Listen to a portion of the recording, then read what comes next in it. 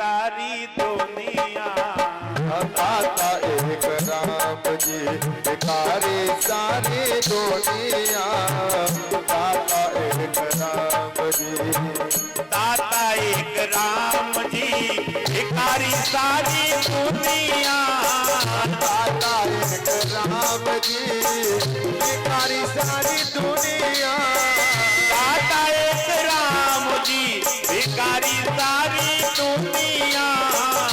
दाता एक राम जी भिखारी सारी दुनिया। दाता एक राम जी भिखारी सारी दुनिया। दाता एक राम जी भिखारी सारी दुनिया। दाता एक आओ भाव से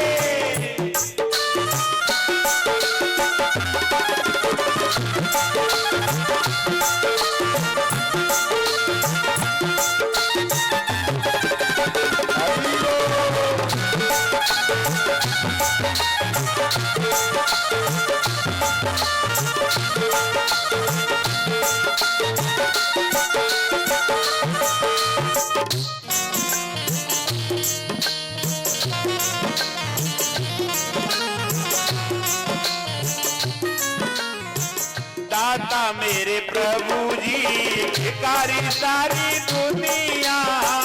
दाता मेरे प्रभु जी भिखारी सारी दुनिया। दाता मेरे प्रभु जी भिखारी सारी दुनिया। दाता मेरे प्रभु जी भिखारी सारी दुनिया। दाता मेरे प्रभु जी भिखारी सारी दुनिया।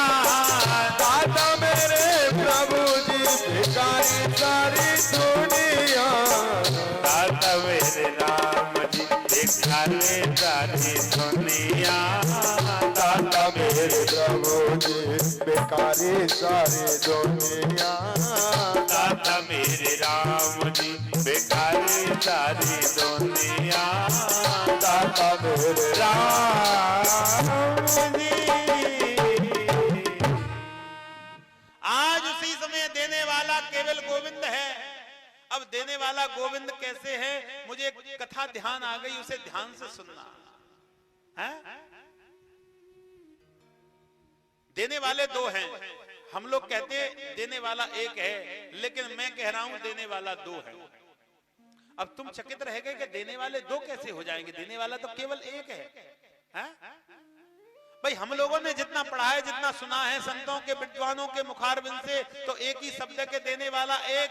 लेकिन मैं आज कह रहा हूं देने वाले दो हैं। एक तो परमात्मा है और एक है कल्प वृक्ष। बोली वृंदावन बिहारी। लेकिन दोनों की देने की विधि अलग है, ध्यान से सुनना। दोनों की देने की विधि अलग। कैसे? सुनो। एक किसान अपने घर से जंगल के लिए जा रहा था, ध्यान से सुनना। तो जंगल में जाते ही जाते किसान को गर्मी लगने लगी। बैसाख का महीना था। अब किसान कहने लगा घनघोर जंगल है, इसमें केवल कोई हरा भरा वृक्ष नहीं दिख रहा, कहीं हरा भरा वृक्ष दिख जाए तो उसके नीचे बैठ करके मैं लेट जाऊं। ध्यान से सुनना, बड़ी सुंदर कथा। भगवान कहने लगे लाओ मैं इस किसान की परीक्षा लूं। भगवान ने उस जंगल में कल्प वृक्ष और खड़ा कर दिया। कल्प वृक्ष बड़ा सुंदर। किसान कहने लगा मैं तो जाई वृक्ष के नीचे सोऊंगा।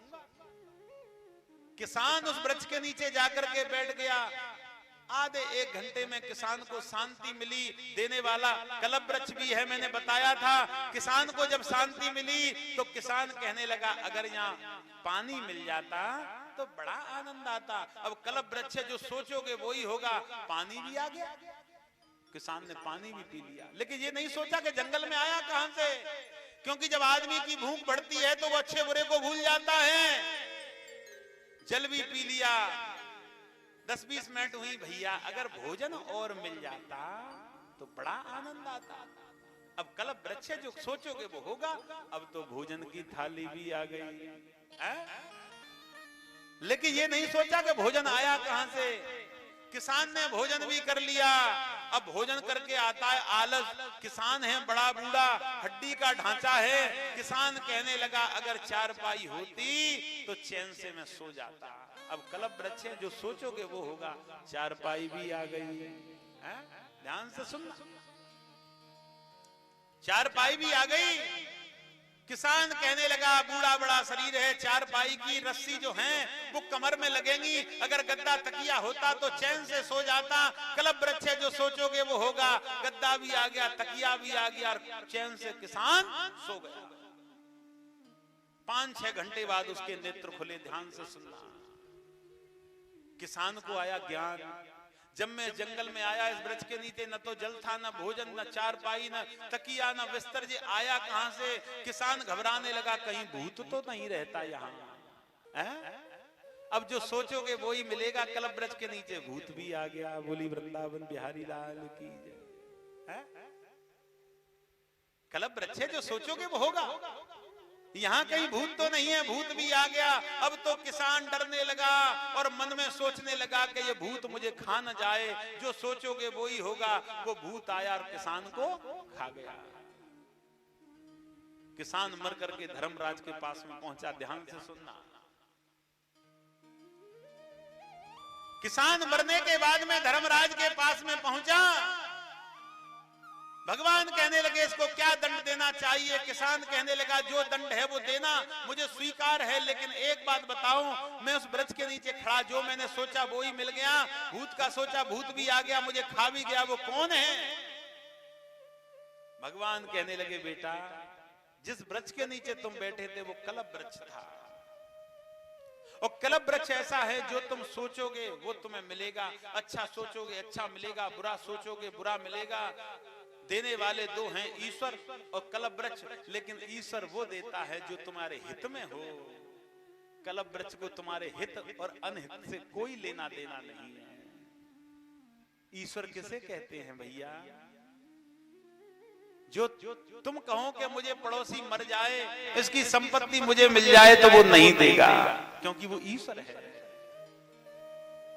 पूरा गांव मर जाए, मेरा राज हो जाए, ऐसा नहीं करेगा। भगवान वो ही तुम्हें देगा जो तुम्हारे हित में हो। अनहित चीज तुम्हें दे नहीं सकता। और जो हित का काम तुम्हारे संग करता है वही परमात्मा है। बोली वृंदावन बिहारी लाल की। अब तुम कहोगे परमात्मा क्यों है? अरे भगवान ही तो कह रहा है, मैं थोड़ी ना कह रहा हूं कि ईश्वर अंश जीव अविनाशी है। कौन बोल रहा है अंदर से? मोटर फिटे क्या मेरे अंदर? चार्जिंग लगाई, मोटर शुरू, बोलना। चार्जिंग खत्म, मोटर खत्म। क्या सबके अंदर मोटर लगी है बोलने वाली है? ये मोटर नहीं है, ये परमात्मा का स्थान है हृदय में। जिस हृदय में ईश्वर का स्थान होता है वो हृदय बोलता भी है, चलता भी है, भजन भी करता है, बातें भी करता है, देखता भी है, सुनता भी है। लेकिन जिस हृदय से परमात्मा निकल जाता है वो कैसी जगह हो जाती है? वो जगह भयानक हो जाती है। घर में कोई मर जाए, बच्चे से कहो कि रिश्तेदार सुबह आएंगे, अड़ोसी पड़ोसी सुबह आएंगे, इस जो मर गया है व्यक्ति, इसके संग में तेरे बाबा थे बेटा, इसके संग में यहीं बैठना पूरी रात। बेटा कहेगा अकेला नहीं बैठूंगा, मुझे डर लग रहा है, 2-4 लोगों को और बैठा लो। जिसके संग खाता था, सोता था, पीता था, आज उससे डर लग रहा है। क्यों? क्योंकि जहां से भगवान चला जाता है वो जगह भयानक, वो शरीर भयानक हो जाता है। तो हे मेरे प्रिय भक्तों, परमात्मा का संग तुम्हारे लिए जाने कितने समय तक है, उसका संग प्रेम और प्रेम श्रद्धा भाव से निभाओ, जीवन में आनंद ही आनंद मिलेगा। बोली वृंदावन बिहारी लाल की।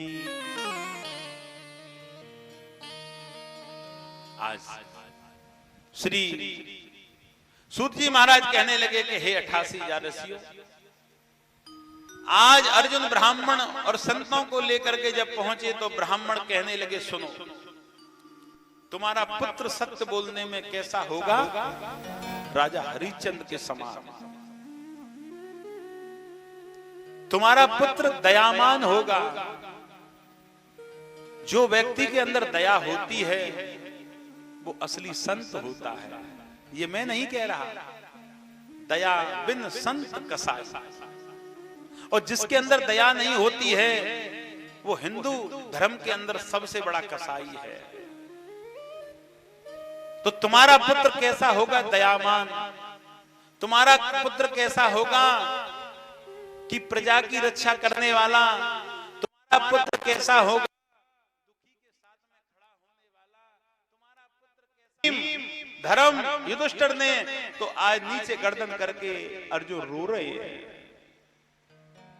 नेत्रों से आंसू टप टप आंसुओं की बूंद गिर रही है। भीम कहते हैं कि तुम क्यों रोते हैं, क्या बात है? धर्म कहते हैं क्यों रोते हैं? युधिष्ठिर कहते हैं क्यों रोते हैं? कान्हा ने कुछ कह दिया? अर्जुन खड़े होकर के कहने लगे तुम उससे कान्हा कान्हा मत कहो, उसका अपमान होता है। कि फिर क्यों? क्योंकि वो विष्णु का अवतार है। जब कही के विष्णु का अवतार के हाँ, भीम युधिष्ठिर हंसने लगे। विष्णु का अवतार? हमारे साथ में झूठा खाने वाला विष्णु का अवतार हो सकता है? हमारे पीछे दौड़ने वाला विष्णु का अवतार हो सकता है? कहने लगे तुम्हें कैसे पता? भीम तुम सब बैठ जाओ, आज मैं तुम्हें अपने जीवन की बड़ी जा रहा हूं कि सुनो। तुम्हें पता है कि दुर्योधन ने हमें भोजन में विष दिया, जहर, कि हाँ, और हम पांचों ने उस भोजन को ग्रहण किया, लेकिन पांचों नहीं मरे। कि हाँ, नहीं मरे। बचाने वाला कौन था पता है? कि कौन? कि जब हमने थाली में भोग निकाला था थोड़ा सा तिनका, और उस भोजन में था जहर, और जब थोड़ा सा तिनका निकाला हमने, तो मेरा गोविंद हमसे इतना प्रेम करता था कि जितना जहर पूरा मिला था वो सारा उस तिनके में निकाल दिया, तो जहर को कृष्ण खा गया। बोली वृंदावन बिहारी लाल की। धर्म के नेत्रों के आंसू बहने लगे, युधिष्ठिर रोने लगे।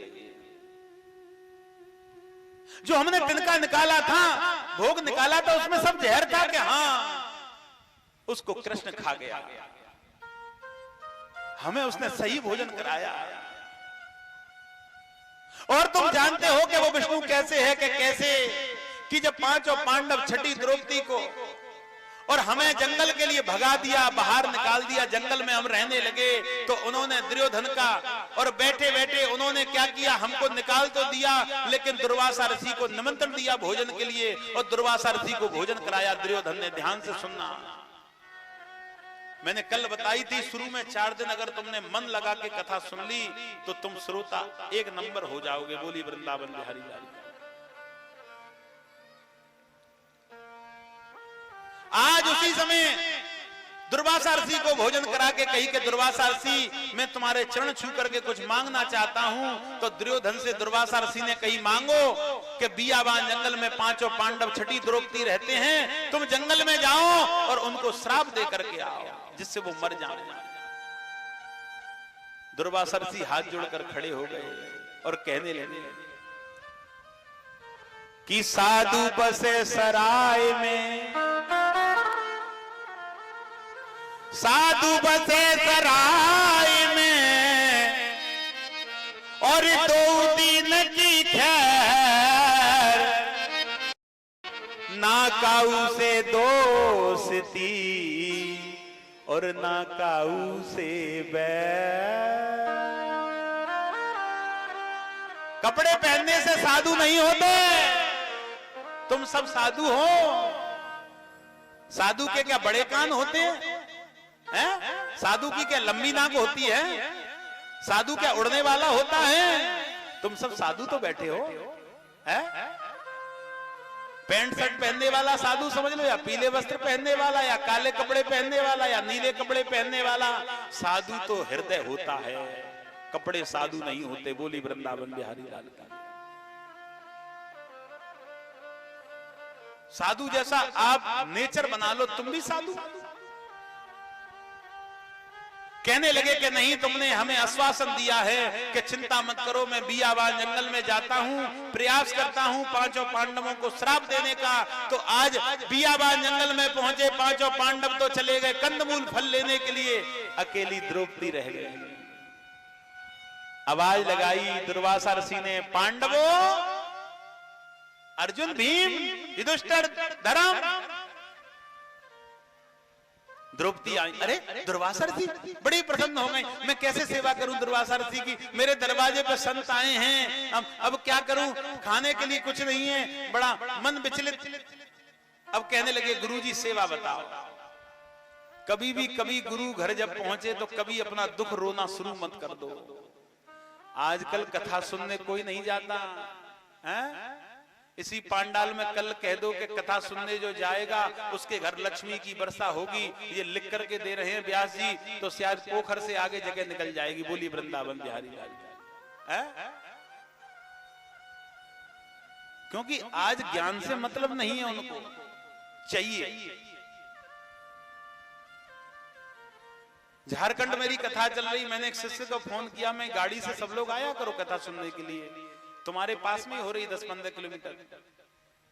पुत्र वधू कहने लगी, गुरुजी कुछ प्राप्त होगा? मैंने हाँ 10 लाख रुपए दिए जाएंगे तुझे कथा सुनने के। प्राप्त क्या होता है? मन की शांति होती है, ज्ञान जागृत होता है, और मन के अंदर जो अपवित्रता भरी हुई है उसका अंत होता है। बोली वृंदावन बिहारी लाल। इतना स्वार्थी आजकल का जीव है। आज उसी समय कहने लगे दुर्वासा ऋषि, कभी भी गुरु आए तो गुरु को जाते ही ये मत कहो गुरुजी दुखी हैं, बेटा नौकरी नहीं लग रहा है, ये फलानी बात ढिमकी बात, घर में धन नहीं है, पति लड़ रहा है, पत्नी झगड़ती है। सबसे पहले गुरु से ये पूछो कि सेवा बताओ। गुरु तो बेचारा परेशान होकर कहता है, शिष्य के यहाँ विश्राम करेंगे कुछ घंटे, और वहां आकर के विश्राम की जगह गुरु को परेशानी और कर दी। गुरु कहने लगे अब इसके यहाँ कभी आएंगे नहीं। बोली वृंदावन बिहारी लाल। आज उसी समय दुर्वासा ऋषि कहने लगे, बेटा हम 3 दिन के भूखे, हम और हमारे 100 शिष्य, इनके लिए भोजन बनाओ। अब 100 की क्या चलती है, घर में तो एक दाना भी नहीं है। जब तक हम गंगा स्नान के लिए जा रहे हैं, दुर्वासा ऋषि कहने लगे, लौट के अभी आते हैं, तुम भोजन तैयार करना। अब द्रौपदी बैठी बैठी रो रही है, घर में खाने के लिए कुछ नहीं है, मैं भोजन कहां से कराऊं।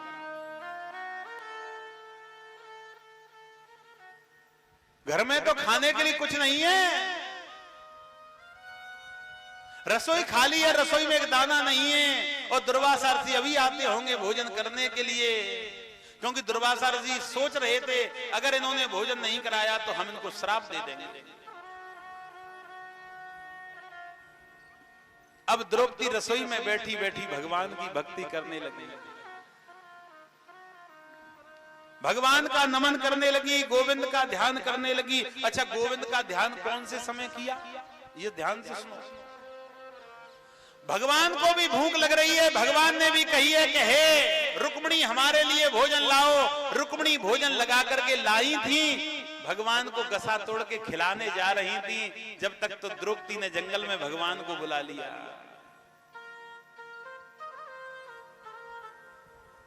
एक बात कह दूं, तुम कोई काम कर रहे हो और तुम्हारा मन कहीं और हो तो तुम्हारा ऐसा लगेगा इसका शरीर यहाँ, मन कहीं और है। ऐसा ही भगवान का भोजन की ओर मन नहीं। अब तो रुक्मिणी कहने लगी, मुझे लगता है भोजन में कोई बाल है। भोजन देखा, अरे बाल तो नहीं है। अच्छा, भोजन में कोई जीव तो नहीं गिर पड़ा, भोजन में कोई भी जीव नहीं है। अच्छा, भोजन में सुगंधित नहीं होगा, भोजन सूंघने लगी, भोजन भी सुगंधित है। फिर ध्यान कहाँ है, हाथ पकड़ के हिलाया, अरे भगवान तुम्हारा ध्यान कहाँ है, भोजन ग्रहण क्यों नहीं करते कि बियाबान जंगल में मुझे द्रौपदी बुला रही है। भोजन तो कर लो कि नहीं। भक्तन ने मोकु नाना भांति नचायो, नाना भांति नचायो, भक्तन ने मोकु नाना भांति नचायो। जब जब वीर पढ़त भक्तन पे लेत हमारो ध्यान, भक्त हैं मेरे जीवन प्राण। भक्त हैं मेरे जीवन प्राण। बियावा जंगल में बुला रही है द्रौपदी, मैं भोजन नहीं करूंगा। और द्रौपदी इधर में बुला रही है ठाकुर जी को। कैसे बुला रही है? 1 मिनट कीर्तन कर ले, 1 मिनट का है ना। हाँ बोलिए बाकी आजकल सिस्टम है भैया। हमारे बुजुर्ग लोग बैठे हैं, बड़े सम्मानित व्यक्ति हैं और उन्होंने बड़ी दुनिया देखी है। हमने तो छोटी सी दुनिया देखी होगी, घूमी तो दुनिया है लेकिन अंतर आत्माओं से कम दुनिया को देखा होगा। आजकल श्रोताओं को ज्ञान की इतनी आवश्यकता नहीं है। हाँ? आजकल श्रोताओं को अज्ञानता की ज्यादा आवश्यकता है। लेकिन आप विशेष ध्यान रखें, कथा में जाएं तो ज्ञान की खोज ना करें। मेरा हर जगह का नियम है, मैं कहता हूं सब लोगों से, मेरा प्रचार है कि भैया कथा कराने वाला लाखों रुपए कथा में लगाता है, उसमें से तुम ज्ञान लेकर के आओ।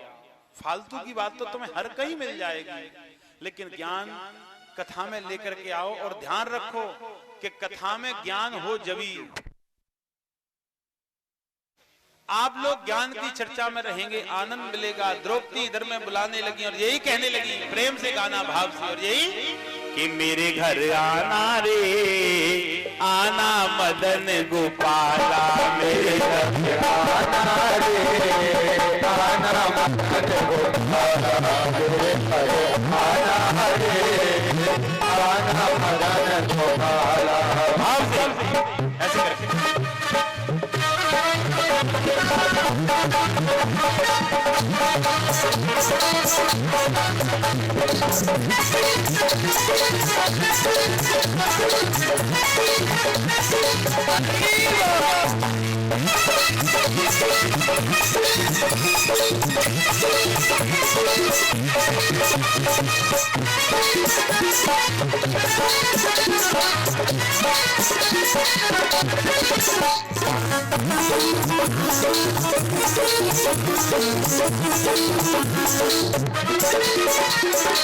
मेरे घर आना रे आना मदन गोपाला, मेरे घर आना रे आना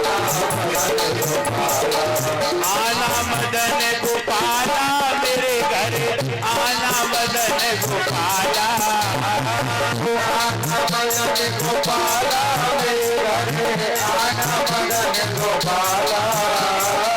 आना मदन गोपाला, मेरे घर आना मदन गोपाला, आना मदन गोपाला, मेरे घर आना मदन गोपाला, मेरे घर आना रे आना मदन गोपाला, मेरे घर आना रे आना मदन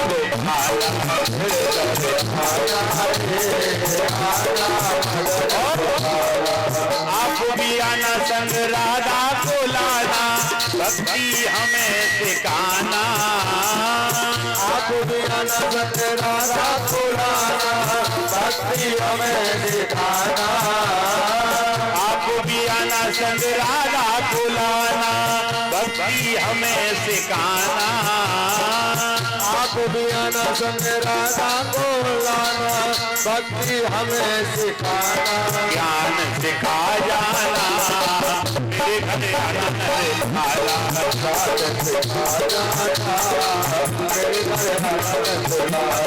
मेरे घर आना रे आना मदन गोपाला, मेरे घर आना रे आना मदन गोपाला।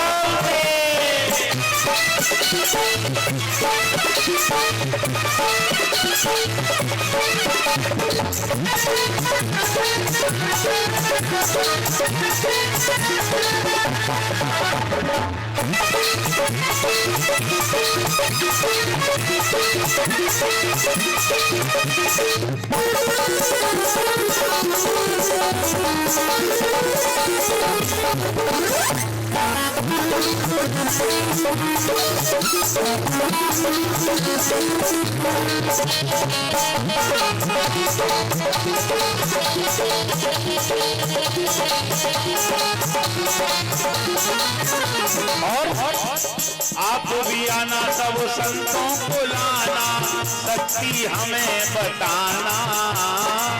आप भी आना सब संतों को लाना, भक्ति हमें दिखाना।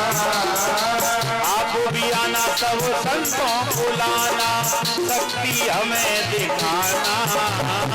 आप भी आना सब संतों को लाना, भक्ति हमें दिखाना। हर तन की जाना, आना मदन गोपाला।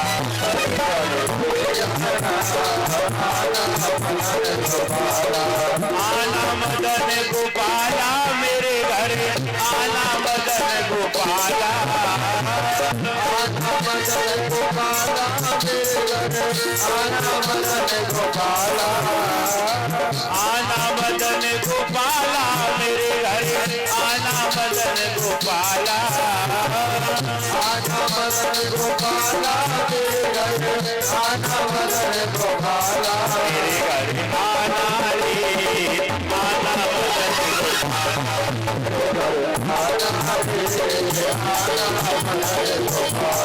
मेरे घर आना रे, आना मदन गोपाला। मदन गोपाला।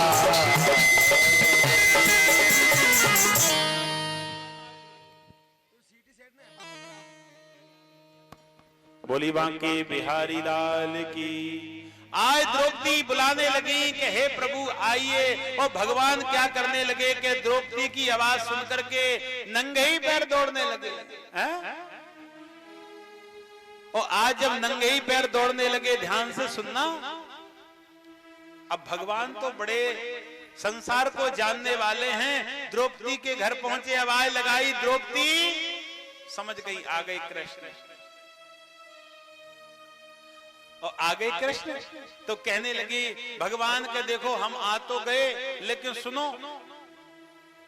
रुक्मिणी ने बड़ा सुंदर भोजन बनाया था, इतनी सुगंधित आ रही थी, उसको छोड़ के आए हैं और बड़ी जोर से भूखे हैं, तो हमारे लिए भोजन लाओ। द्रौपदी कहने लगी भोजन कि हाँ। कहने लगे कि भोजन के लिए तो हमने तुम्हें बुलाई था, जरूरत क्या थी तुम्हारी इस समय। भगवान कहने लगे भोजन के लिए, हमने सोचा मिलने के लिए बुलाया है कि नहीं भोजन के लिए। भगवान कहने लगे फिर तो तुम स्वार्थी हो, हमसे सच्ची भक्ति प्रेम नहीं करती। कि नहीं प्रभु ऐसी बात नहीं है, हमने बस ऐसे ही। अब बात पलटने लगी, भगवान कहने लगे हम कुछ नहीं सुनेंगे, पहले हमें भोजन कराओ, बाद में बात करेंगे। कितना सुंदर प्रेम है? इन कथाओं में कितनी सरलता है, लेकिन इन कथाओं पे हम अमल इसलिए नहीं करते क्योंकि हम सरल नहीं हैं। बोली वृंदावन बिहारी।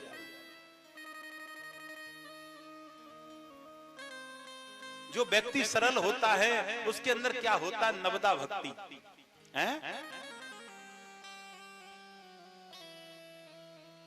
जो न किसी के जीवन में बुरा सोचे और न बुरा करे और न बुरे रास्ते पे चले, वो नवदा भक्ति वाला व्यक्ति होता है। वो धूप बत्ती दीपक पूजा करे या न करे, फिर भी भगवान उससे प्रेम करता है। क्यों? क्योंकि वो कभी सपन में किसी का बुरा नहीं सोचता। बोली वृंदावन बिहारी है। भगवान कहने लगे देखो और बात बाद में करेंगे, पहले हमारे लिए भोजन लाओ। अरे प्रभु कुछ है? अरे अपनी रसोई में तो जाओ।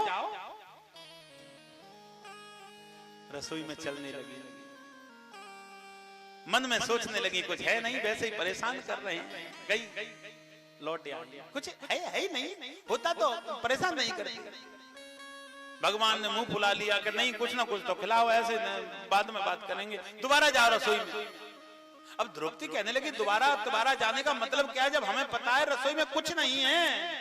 एक बार जाओ तो सही। संसार में हर व्यक्ति दुखी है? कोई पत्नी से दुखी, कोई पति से दुखी, कोई बच्चों से दुखी, कोई घर वालों से दुखी, कोई पड़ोसी से दुखी, कोई आंखों से दुखी, कोई पेट से दुखी, कोई हृदय से दुखी, कोई पैरों से दुखी, कोई कमर से दुखी, कोई घोंटुओं से दुखी, कोई धन से दुखी। ये संसार की रचना है।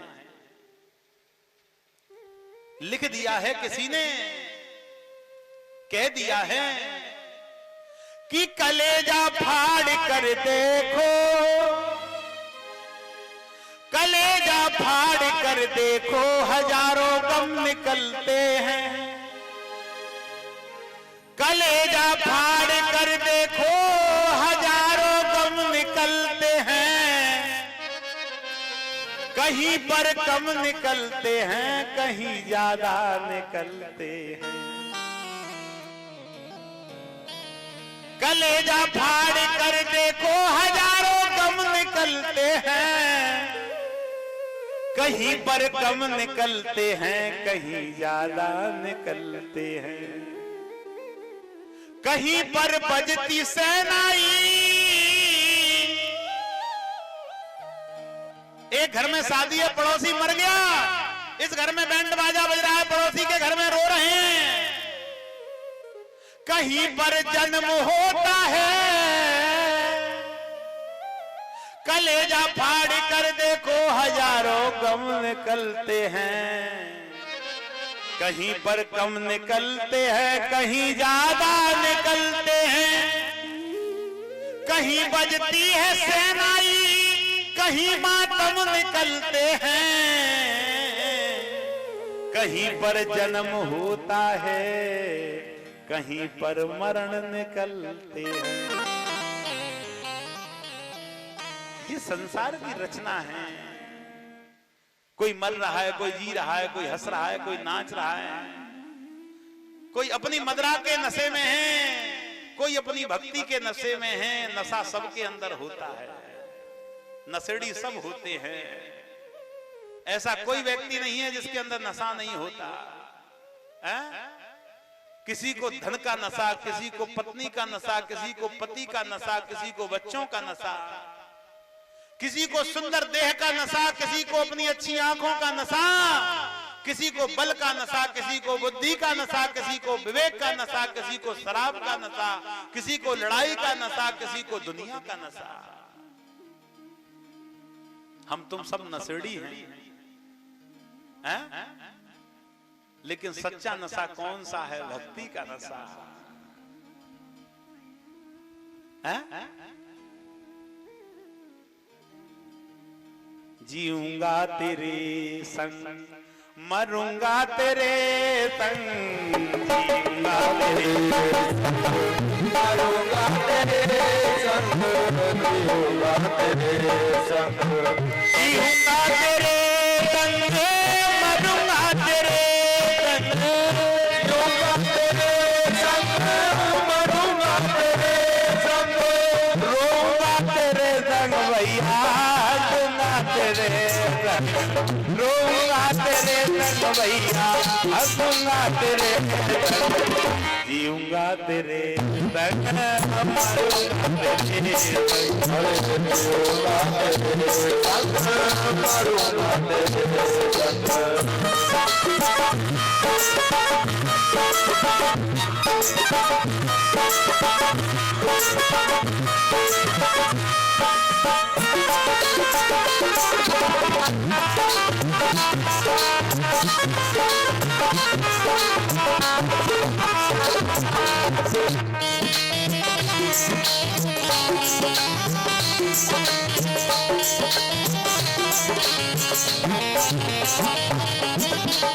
तू ही माता में, तू ही है पिता में। तू ही माता में, तू ही पिता में। तू ही माता में, तू ही है पिता में। तू ही माता में, तू ही है पिता में। तू ही धरती पे भैया, तू ही उस घर में। तू ही धरती पे भैया, तू ही उस घर में। मरूंगा तेरे संग भैया, हंसूंगा तेरे संग। मरूंगा तेरे संग भैया, हंसूंगा तेरे संग।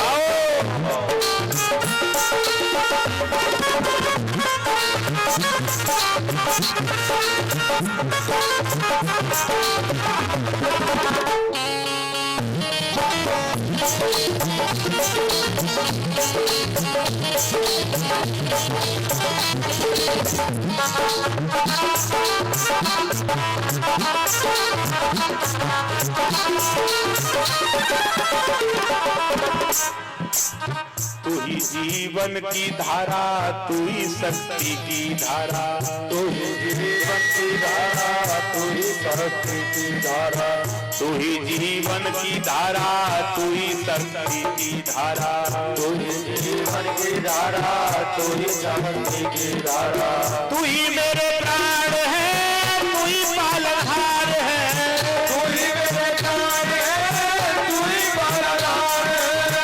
ओ लाडले लाडले लाडले लाडले लाडले लाडले लाडले लाडले, तू ही मेरे प्राण है, तू ही आधार है, तू ही मेरे प्राण है, तू ही आधार है, तू ही मेरे प्राण है, तू ही आधार है, तू ही मेरे प्राण है, तू ही आधार है। यूंगा तेरे संग भैया, मारूंगा तेरे संग, यूंगा तेरे संग, मारूंगा तेरे संग, मारूंगा तेरे। आज उसी समय ध्यान से सुनना। आज बार बार द्रौपदी कहने लगी घर में कुछ नहीं है, भगवान कहने लगे जाओ। द्रौपदी कहती हैं न भक्ति न व्यापकम नमः, कृष्णा न वंदे न युद्धलोकता, यद ज्ञानी न कृष्ण व्यापकम, यद भागवत न शुकदेव व्यापकम, न ज्ञानी न दर्शन आनतम। सबसे पहले तो मुझे कृष्ण ये बताओ कि तुम स्वयं ज्ञानी हैं। अब थोड़ी ज्ञान की चर्चा है, ध्यान से सुने माता। अब तुम स्वयं ज्ञानी हैं और ज्ञानी व्यक्ति मुझसे बार बार कहता है कि रसोई में जाओ। भगवान मुस्कुराते हुए कहने लगे द्रौपदी, अगर हम इतना ही कुछ जानते तो इतनी दूर से दौड़ करके क्यों आते? उपाय तो हम वहां से भी कर सकते थे, लेकिन हमें आपसे मिलना था। बोली वृंदावन बिहारी लाल, आपके हाथ की प्रसादी ग्रहण करनी थी। एक बार रसोई में और जाओ। जब रसोई में गई तो एक चावल दिखाई दिया और चावल को लेकर के चल दी। एक बात कह दूं, एक जगह कथा में मुझसे कहा महाराज जी, मैंने हाँ, आजकल श्रोता कथा सुनना नहीं चाहता। मैंने आजकल ही तो श्रोता कथा सुनना चाहता है। कौन कहता कथा नहीं सुनना चाहता? कथा सुनना श्रोता चाहता है, लेकिन सुनाने वाला मिस्टेक करता रहता है। बोली वृंदावन बिहारी लाल। श्रोता तो एक रुई है, रुई का आकार तुम जिधर मोड़ोगे वो बदल जाएगा। उसे कमल वाला दीपक बनाओ बन जाएगा, लंबा वाला एक दीपक बनाओ बन जाएगा। रजाई में डाल लो सर्दी का काम करेगा, सिर पर लगा के बांध लो तो वो सिर में गर्मी पहुंचाएगा। वो हर आकार बदल लेता है, लेकिन उसकी विधि ठीक होनी चाहिए। बोली वृंदावन बिहारी लाल। एक चावल को ले आए और चावल को ला करके हथेली पर रख दिया कृष्ण के। कृष्ण कहने लगे तुम तो बड़ी झूठी हैं, कहती हैं घर में कुछ नहीं है और ऐसे ऐसे चावल के टुकड़े रखे हैं तुम्हारे घर में। कितना सुंदर, कितना भाव है। भगवान ने उस चावल के अपने मुख में डाल लिया और डालते ही डालते मन में जाप करने लगे, जल थर नवचर द्रवचर नाना और जे जड़ चेतन जीव जहाना। जल में रहने वाले जीव, धरती पर रहने वाले जीव, पाताल में रहने वाले जीव, आकाश में रहने वाले जीव, सबके पेट भर जाए। सबके, संत महात्मा ऋषि भक्त जीव जंतु चींटी पक्षी, सबके पेट भरे सो भरे। लेकिन दुर्वासा ऋषि जो श्राप देने के लिए आए, उनके और उनके शिष्यों के ऐसे पेट भर गए कि अब तो वो दौड़ लगाने लगे खेतों में भोजन पहुंचाने के लिए। कोई तो भोजन ज्यादा कर लिया वहीं गिर पड़ा, कोई तो दौड़ लगाने लगा, अरे इतना भोजन तो कभी नहीं, ऐसा लगता है कहीं पेट न फट जाए। दुर्वासा ऋषि ज्ञानी थे, समझ गए ये कृष्ण ने लीला कर दी। अब तो दौड़ते दौड़ते द्रौपदी के पास में पहुंच गए, हाथ जोड़कर खड़े हो गए, हे देवी मुझे क्षमा कर दो, मैं हूं तो सही दुर्वासा ऋषि, संत मुझे बहुत सम्मान करते हैं, लेकिन मैं आज आपके हाथ जोड़ता हूं। आपकी भक्ति इतनी है कि मेरी भक्ति वहां क्षीण हो गई। बोली वृंदावन बिहारी लाल का, मेरी भक्ति का वहां अंत हो गया। मैं दाढ़ी रखाने वाला संत जरूर हूं, सिर पर जटा रखाने वाला जरूर हूं, माला कई गले में डालने वाला हूं, लेकिन जितना सच्चा प्रेम तुम्हारा है उतना प्रेम हमारा निकल नहीं पाया। द्रौपदी ने कहने लगी, गुरुजी सब कृपा होगी, जब इतनी कही कि सब कृपा होगी तो सबका भोजन पच गया। बोली वृंदावन बिहारी लाल की।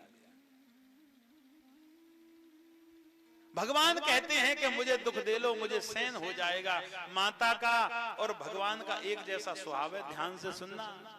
माता अपने बच्चे में 100-200 डंडी मारेगी, लेकिन पड़ोसी ने एक भी डंडी मार दी तो डंडा लेकर भाई के लड़वे पहुंच जाएगी। तो हिम्मत कैसे पड़ गई मैं छुरा मार बेटी, खुद 500 डंडी मार ले। भगवान भी कहता मुझसे कुछ कह लो, लेकिन मेरे भक्त को दुखी करने में मैं उसे सहन नहीं कर सकता, उसका दंड मैं बहुत जल्दी देता हूं। बोली वृंदावन बिहारी लाल की। अर्जुन रोते रोते आज पांचों पांडवों बैठे हैं, द्रौपदी बैठी है, सुनाते हैं कि ऐसा किया है कृष्ण ने। और सुनो, जब कौरव और हम में युद्ध की घोषणा हुई, तैयारी हुई, तो हम कौन थे? तुम्हें नहीं पता? हम पांचों थे और हमारे संग कृष्ण थे। उनके संग कैसे थे? भीष्म जैसे, जिनके आगे कोई आ नहीं सकता। अश्वत्थामा जैसे, उनसे कोई युद्ध नहीं कर सकता। कर्ण जैसे, जिनसे युद्ध में कोई जीत नहीं सकता। अनेकों विद्वान, अनेकों बलवान, अनेकों ऐसे बलवान थे कि उनके आगे युद्ध करने वाला नहीं। और हम 5, फिर भी हम युद्ध को क्यों जीत गए? भीम कहने लगे, प्रभु क्यों? भैया हमें भी बताओ। कि युद्ध इसलिए जीत गए कि तापर कृपा राम जी की होई, तापर कृपा राम जी की होई, तापर कृपा। माताओं, ये रामायण की चौपाई बोला करो तुम, ऐसे मत बैठे जो टीवी चल रही है। टीवी नहीं है। हाँ, तापर कृपा राम जी की होई, तापर कृपा राम जी की होई, तापर कृपा राम जी की होई, तापर कृपा राम जी की होई, तापर कृपा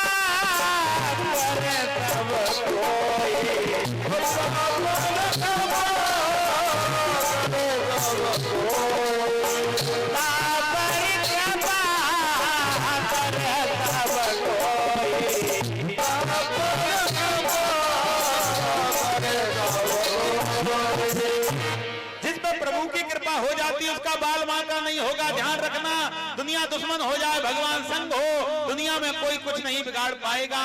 तो आज रथ के सारथी कौन बन गए? कृष्ण।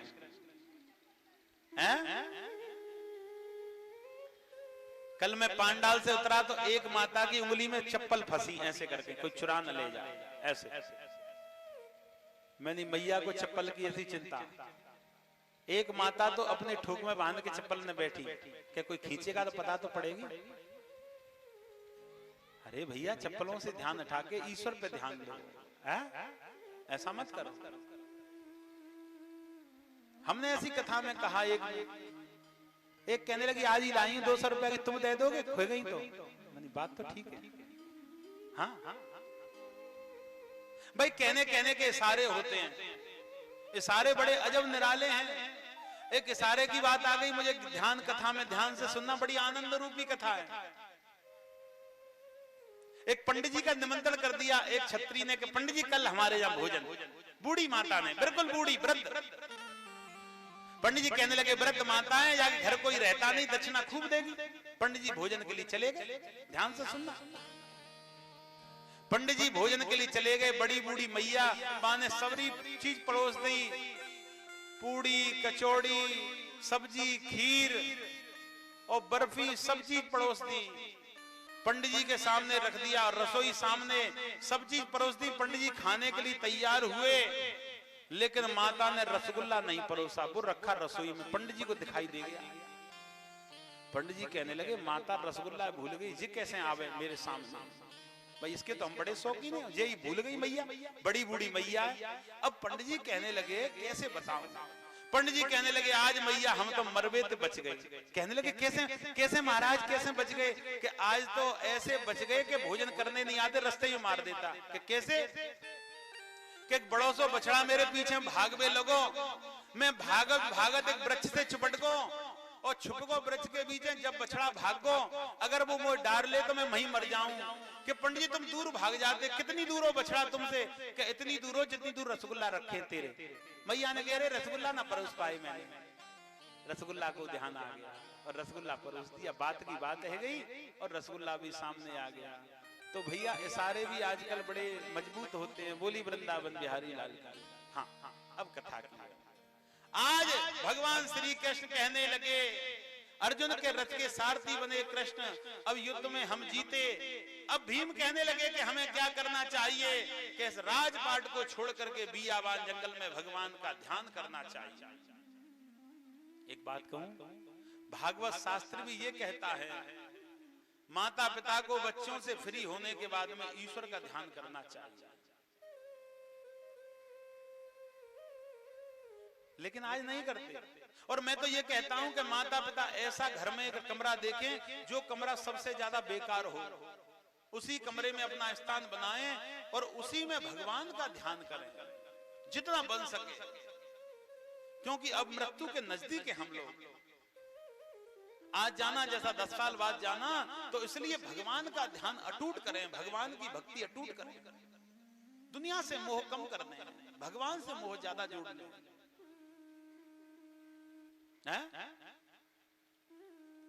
पांचों पांडव कहने लगे राजा को गद्दी दे दो और राजा को राज तिलक कर दिया। राजा परीक्षित को राज तिलक करके आज और बियाबान जंगल में पांचों पांडव चले गए और राजा परीक्षित को समझा गए कि प्रजा की रक्षा करना। राजा परीक्षित कहने लगे प्रजा कौन होती है? कि प्रजा होता है परिवार, और राजा होता है उस परिवार का पालनहारा पिता। तो तुम आज से पिता हैं। इतना कह करके चले गए और आज वो प्रजा की रक्षा करने लगे। एक बार राजा परीक्षित क्या करने लगे कि बियाबान जंगल में घूमने लगे कि मेरी राज कहां तक लगता है। ध्यान से सुनना। आज की कथा जिसने भाव से ध्यान से सुनी है उसे 9 दिन की कथा सुनने में बिल्कुल परेशानी नहीं आई। 7 दिन आनंद ही आनंद होगा। आज उसी समय क्या करने लगे, अपने राज को घूमने के लिए चल दिए।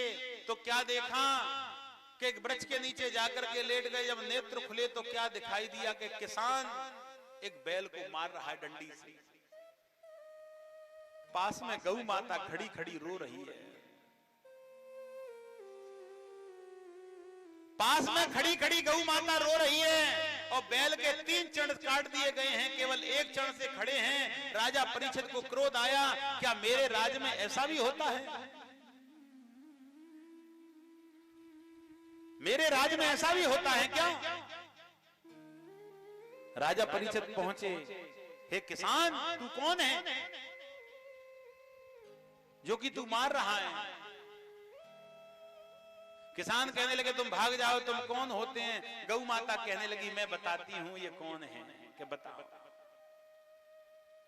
सुनना, सुना आप भी लोग सुनना, बड़ी ध्यान रूपी कथा कि जो आपके सामने बैल खड़ा हुआ है ये बैल नहीं है आपके सामने, और जो किसान मनुष्य खड़ा हुआ है ये मनुष्य नहीं है आपके सामने। मैं गौ खड़ी हूं, मैं गौ नहीं।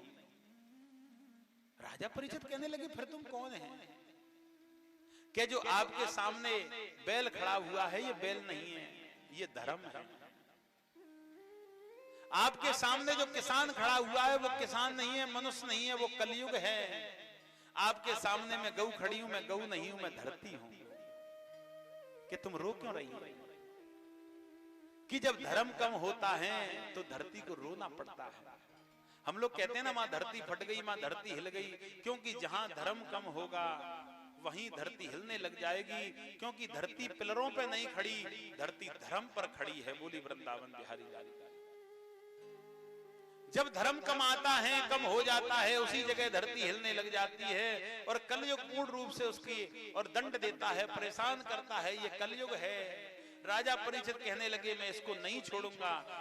कलयुग कहने लगा मेरी थोड़ी सी बात सुन लीजिए, जब मुझे मारना के बताओ। कि ब्रह्मा जी ने सृष्टि की रचना करी, ध्यान से सुनना।